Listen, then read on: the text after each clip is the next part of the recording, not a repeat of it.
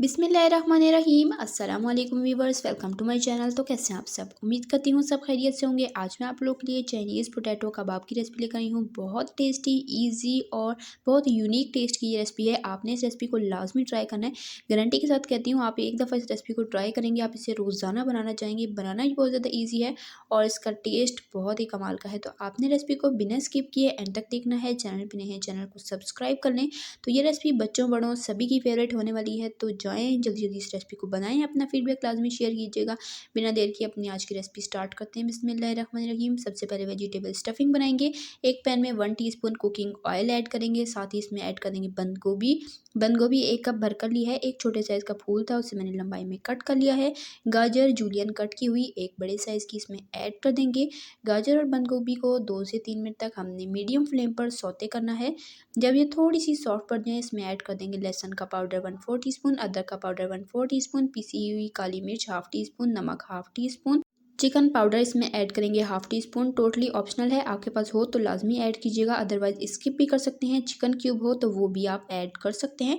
Chicken powder से बहुत ही अच्छा सा टेस्ट आता है, हो तो लाजमी शामिल कीजिएगा। अच्छे से मिक्स करेंगे। इसके बाद इसमें ऐड कर देंगे एक दरमियाने साइज़ की शिमला मिर्च जूलियन कट की हुई और तकरीबन 2 से 3 मिनट तक मज़ीद इन वेजिटेबल्स को मीडियम फ्लेम पर सौते करेंगे। तो यहाँ पर चटपटी वेजिटेबल स्टफिंग बनकर तैयार हो चुकी है। 3 से 4 मिनट में ये ज़बरदस्त सी बन जाती है। इसे निकाल कर ठंडा कर लेंगे। यहाँ पर उबले हुए मैश किए हुए आलू लिए हैं मैंने, 2 बड़े साइज़ के आलू लिए, उन्हें बॉयल करके छील कर बिल्कुल फाइन मैश कर लिए। नमक इसमें ऐड करेंगे 1/4 टीस्पून, कुटी हुई काली मिर्च हाफ टी स्पून, कॉर्नफ्लोर इसमें जाएगा तकरीबन हाफ कप से थोड़ा सा कम, यानी कि 4 टेबलस्पून भरकर कॉर्नफ्लोर इसमें ऐड कर देंगे। अच्छे तरीके से इसे मिक्स करेंगे। ये एक डो की फॉर्म में आ जाना चाहिए। तो यहाँ पर देख लें, ये जो आलू का मिक्सचर है डो की फॉर्म में आ चुका है। अब हाथ पर थोड़ा सा ऑयल लगाएंगे और थोड़ा सा मिक्सचर लेकर इसे हाथ पर फ्लैट कर लेंगे। तो नमक और मिर्च अपने टेस्ट के अकॉर्डिंग कम या ज़्यादा भी कर सकते हैं। और आलू जो हैं आपने मैश बहुत ही अच्छे से करने, बिल्कुल फाइन मैश होने चाहिए। चाहें तो ग्रेटर से ग्रेट कर लें या चाहें तो छलनी से भी छान कर आप आलू को बारीक कर सकते हैं। ये जो आलू का मिक्सचर है, इसके लिए आलू को आपने बहुत ही फाइन मैश करना है। अब जो वेजिटेबल की स्टफिंग तैयार करके रखी थी तकरीबन 1 टेबलस्पून भरकर यहाँ पर हम ऐड कर देंगे और इस तरह से हम इसे कबाब की शेप दे लेंगे। तो वेजिटेबल आप अपनी मर्ज़ी के हिसाब से कम या ज़्यादा कर सकते हैं। कबाब का साइज़ भी अपनी मर्ज़ी के हिसाब से छोटा बड़ा कर सकते हैं। मैं मीडियम साइज़ के जो है यहाँ पर कबाब बनाकर तैयार करूँगी। तो देखें, इस तरह से मैंने इसे फ्लैट कर लिया है। ऊपर से थोड़ी सी हम कलवंजी लगा लेंगे ताकि लुक जो है वो इसकी ज़बरदस्त आए। अब आप चाहें तो सफ़ेद तिल भी ऊपर से लगा सकते हैं। तो यहाँ पर कबाब बनकर तैयार हो चुका है। एक और मैं आपको बनाकर दिखा देती हूँ, बहुत ही ईज़िली है। बस आपने क्या करना है, ये जो आलू का मिक्सचर है इसमें आपने ख्याल रखना है कॉर्नफ्लोर की क्वांटिटी बिल्कुल परफेक्ट हो। अगर कॉर्नफ्लोर की क्वांटिटी परफेक्ट नहीं होगी तो जब हम कबाब को फ्राई करेंगे तो वो खुल जाएंगे, टूट जाएंगे, आपकी सारी मेहनत रेसिपी ख़राब हो जाएगी।